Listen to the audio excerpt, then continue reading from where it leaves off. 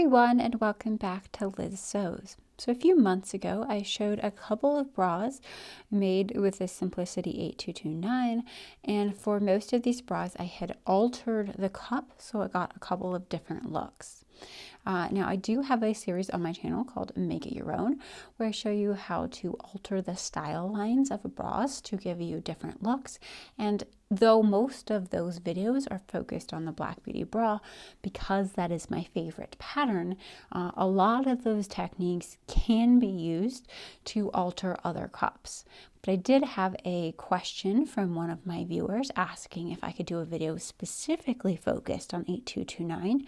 So even though most of those make it your own techniques would work for this pattern, I'm going to show you directly on this pattern how I went about making those few cup alterations so you can get a different look while still using the same pattern. So this is the pattern I'm using. I have traced off the pieces exactly as they were from the pattern tissue, just because the tissue is a little bit cumbersome to work with and large, and I don't like to cut into my factory printed pattern. I prefer to use, trace offs of it so that if I make any mistakes, I can go back and go back to the original. So just know that what I am using is this pattern, even though it does look like it came from this pattern. So all of the techniques I'm going to show you today are revolving around the cup itself, but you can, of course, also make changes to the frames and things like that. But for the cups, these are the original cup pattern pieces, and this is a vertically seamed bra. So what that means is there is a seam running down the center of the cup that runs from the neckline into the frame section of the bra there. So this is what the cup pieces will look like. The first example I'm going to show you is a darted cup, and I will pop up a picture over here of the darted cup bra that I made with this pattern. Of course, this darted cup bra is a long line version. I'll link up something in the iCards above here of how to convert a standard full band bra into a long line bra. But as I had said, this video is focusing on cups only. So the first thing that we need to do to turn this into a one-piece darted cup, I guess we should go into why would you want a one-piece darted cup? So the reason that I used a one-piece darted cup for this particular bra is that I had a lace with a nice large motif going across the top of it, and I didn't want to cut that up at all. I wanted to be able to maintain that and have a nice consistent neckline all across the edge. So that's why I chose to do a darted cup with this lace. So this one is actually a lot easier than doing the Black Beauty bra. All you need to do is take care to look at your seam allowances. Now on the tissue paper in the Simplicity pattern, the seam allowances are not marked. So I went in, I traced around my cut piece in the size that I wanted, and then I went in and marked in my 1/4 inch seam allowance along the edges that had seam allowance. So that's really important to do whenever you're looking at pattern manipulations, because you really want to pay attention to your seam allowance. So the first thing that I'm going to do is align the seam allowance on this cut piece with the seam allowance of this cut piece. So I want those two lines on top of each other. So as if you were sewing it together. If you're doing this correctly, you should have about 1/2 inch of overlap, of course. And then once you've done that, you want to make sure that you have a straight line along the neckline edge, because of course the lace is a straight line. So I'm going to take my ruler here,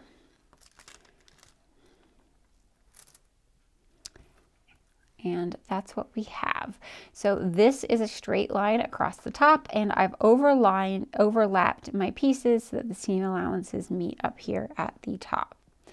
So the next thing that I'm going to do is I'm going to temporarily tape these together. So I'm just putting the tape on my hand to sort of get rid of some of that stickiness, because I don't want this to be a permanent thing. I want to still be able to use my cut pieces. But if you wanted, you could just tape it together and then use this as your cut piece. So I'm going to tape it together like this, making sure I have my straight and my overlap here, and then I can take this over to a piece of tracing paper and trace out this new pattern piece like so. When you're tracing out your pattern pieces, obviously the pattern piece ends at this point obviously the pattern piece ends at this point right here, right? You trace it like this, but I would make sure to make a dart right where those two pattern pieces start to diverge away from each other. So when you are sewing, so I'm going to go ahead and trace this over and show you what it looks like. Okay, so here's what that traced out pattern piece would look like. And as you could see, even though the pattern cutout will end here, when you follow up those seam allowances, the end of sewing your dart is way up here, so you want to make sure that you mark that into place. So I'm just going to cut this out and we can look at this really fast. So when constructing your cut piece, you would cut this out with the scalloped edge of the lace going along the straight edge up here. And you would cut it out in a single piece. And then when you're going to sew it, of course, you would fold this in half and you want to align all of your edges like this. And then you want to make sure that when you're sewing it, again, you're curving that dart and continuing it up all the way to that point mark you marked in your pattern, where those two pattern pieces started to diverge from themselves at the sewn line. So that's how you would turn the Simplicity 8229 into a darted cup piece. So next we're going to look at turning this into a 3-piece cup, and I'm going to pop up a picture over here of the bra that I made using the 8229 and converting the exterior shell into a 3-piece cup. So I'm going to start out much the same way that I did with my darted cup. I'm going to overlap along this top edge, and then you can see I've sort of sketched in where I wanted that upper cup piece to be. First I sketched in the line that was straight across here, but I didn't exactly like how that looked, so I decided to go with more of a curved line.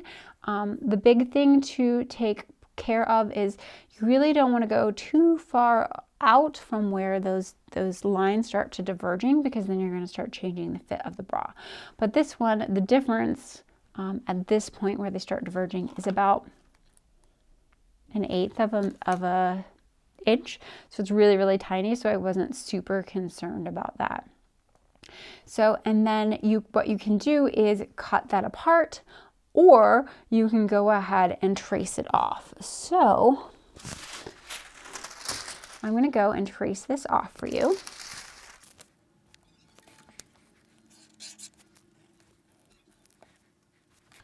And then you want to go ahead and use those style lines that you've already drawn in on your pattern piece for the lower edge of the cup.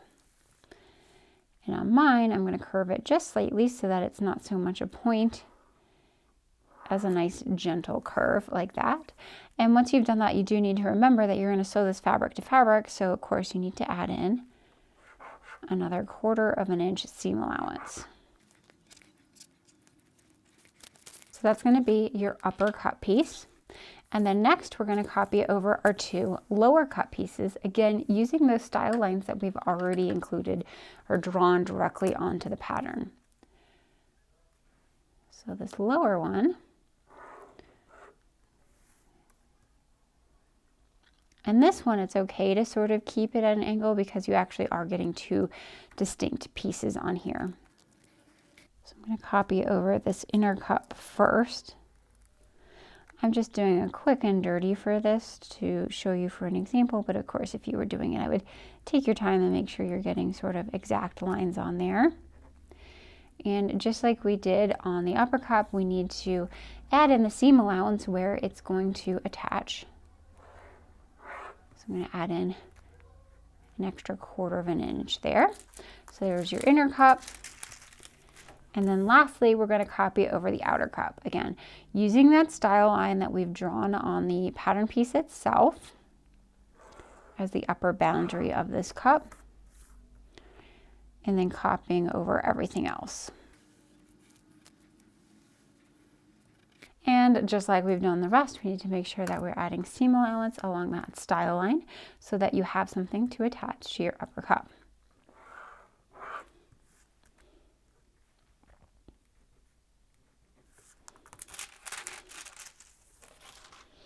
So here we have the 3 pieces that will now form your cup.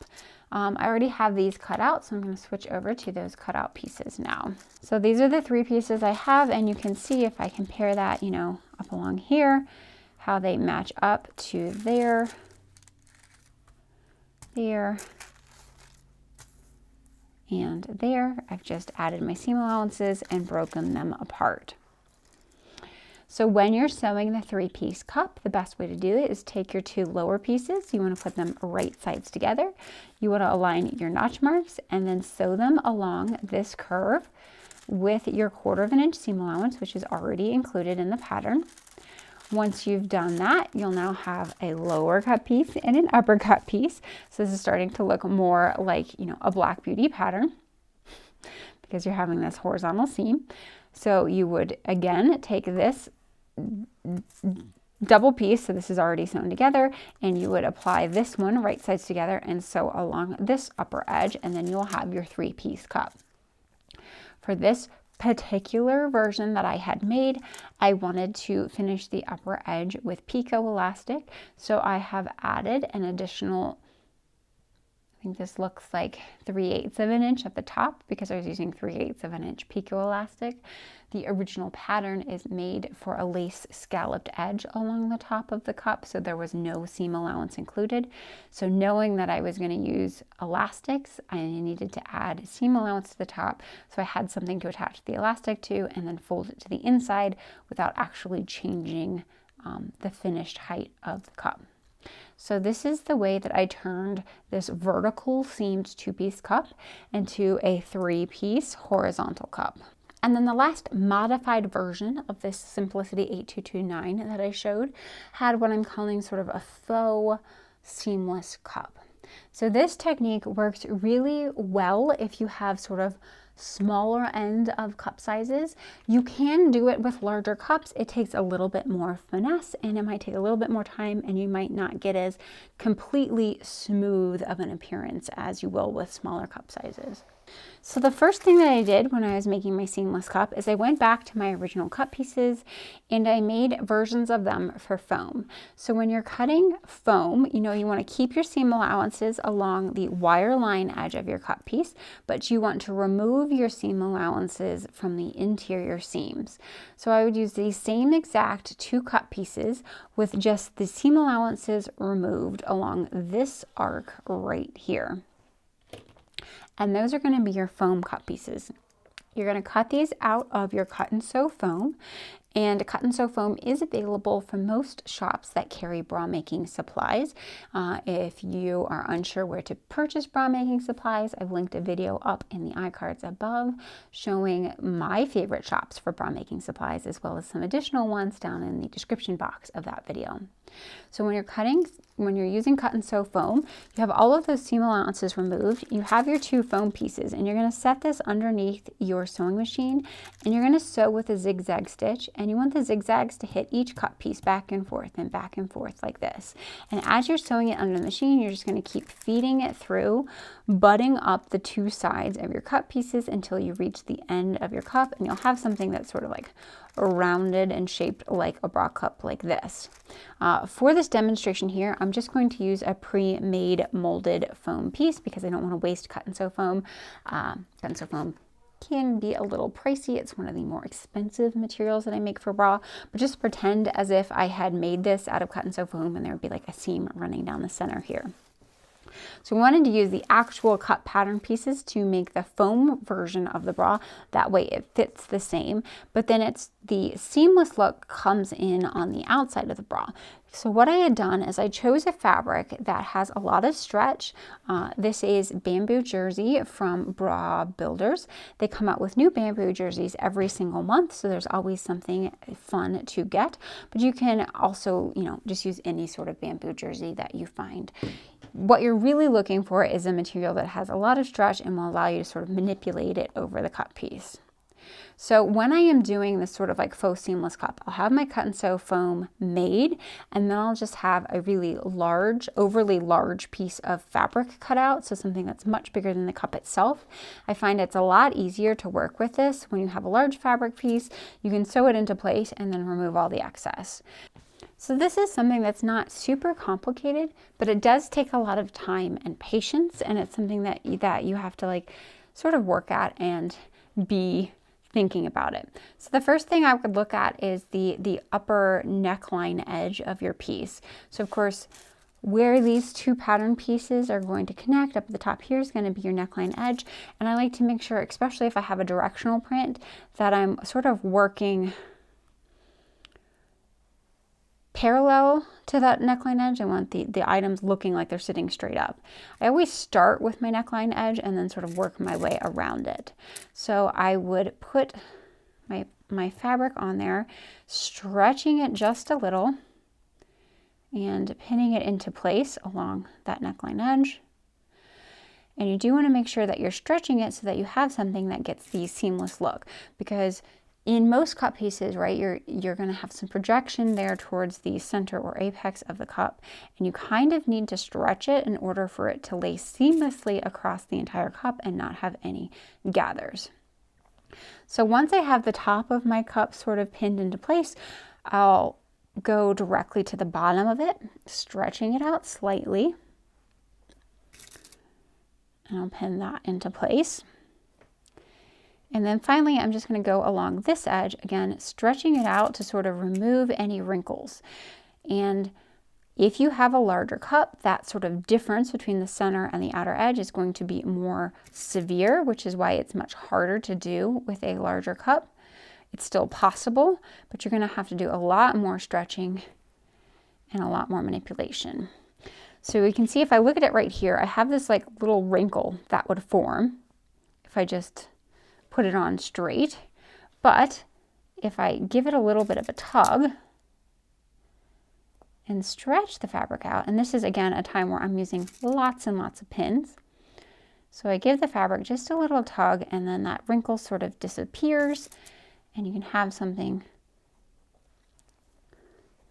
that stretches smoothly across the edge.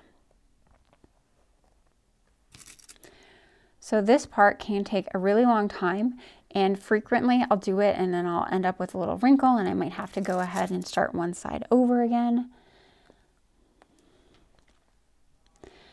But you just need to take your time pulling the fabric and then pinning it into place once you think you got something that looks nice and smooth.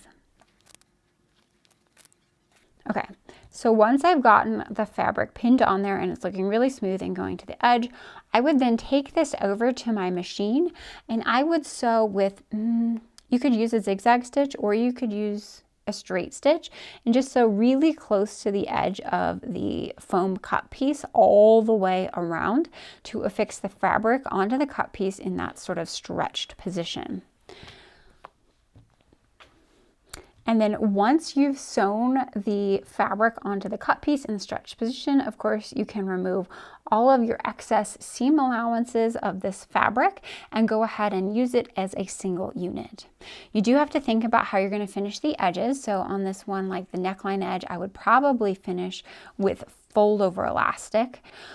If you wanted something that looks more seamless along the neckline edge, you have to think about that ahead of time. So let me take all these pins out. So if you wanted a much cleaner neckline edge, so it looks like a no seam neckline edge, what I would do is I would take your, so pretend this is your two-piece foam cup made out of cut and sew foam like this, and I would take it projected side facing out, so the side like that facing up, and set it on top of the right side of your fabric. Then I would go along the neckline edge and sew it with like a zigzag stitch to attach it. I'm trying not to waste any of my materials right now, so I'm just going to pin it in place and we'll pretend as if that had been sewn.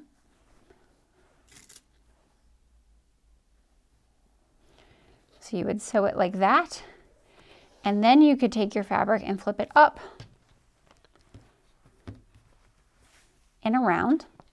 And that gives you that sort of seamless edge, and you would see just a little bit of the fabric on the inside of the cup, but that sort of seamless edge along the upper neckline. And then just like we did before, it's a matter of sort of stretching and pinning along the remaining edges of the bra so that you get something that looks smooth and seamless, like that.